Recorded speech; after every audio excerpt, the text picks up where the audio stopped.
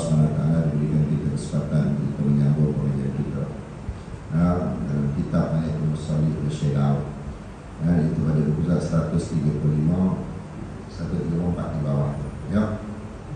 Iaitu masih lagi berkenaan dengan raja dalam merasa takut dan malu melakukan kezaliman, mana pemimpin lah, ya. Di sini raja maksudnya pemimpin.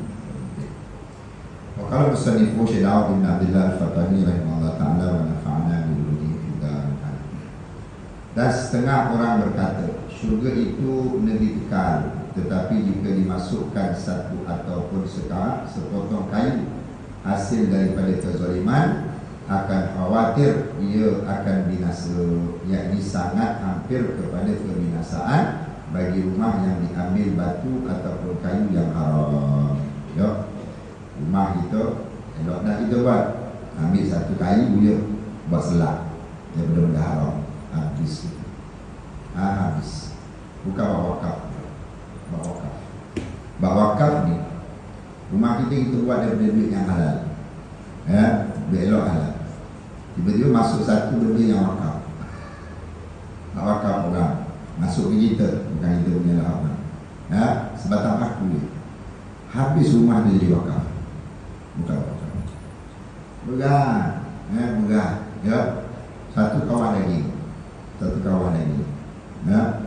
Eloklah dia lembu, potong elok dengan bismillah. Yang tuan kalau potong untuk imam kita memang sikornya, orang jaga semayang, tak kaki nombor, kan, eloklah orang panggil, apa tali kaki semuka, kan, okey lah, cantik, kan, ya, untuk imam kita. Tiba-tiba datang seorang tu habis ketul lagi babi campak nama, habis satu kali, tak boleh makan, ya. Kita nak jimat, tak apa, dapat putih daging babi tu masuk, keluar balik. Yang tadi belum makan kot, dia kata tak boleh. Nah, sebab tu juga kezaliman ni cukup berat. Ya, sebab tu jagalah. Ya, satu cerita berkenaan ataupun satu cerita berkenaan dengan Anusarwan. Anusarwan ni raja Parsi namanya.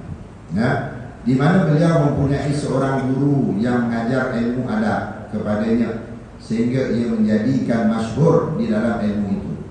Seorang guru yang mana dia ajar, raja Parsi. Parsi ni maknanya Iran lah, ya, Parsi, ya, Iran. Maka dia ajar raja tu, sampai dia masyhur dengan ilmu hebat. Ilmu adabnya, ilmu sastra. Adabnya ilmu sastra. Dan pada suatu hari guru tersebut, ya, memukulnya dengan ketiadaan dosa, yang ini tak ada kesalahan. Guru tadi tu dia mukul raja lah, ya, raja. Lalu ia menumbuk, lalu ia menyimpan perasaan marah di dalam hatinya. Maka apabila beliau menaiki tahta kerajaan, sedia tu sekecil lah, kan, tapi juga pakai raja. Bila kata pernah guru di hutan dia, mengajar, dia adab di sastra, kalau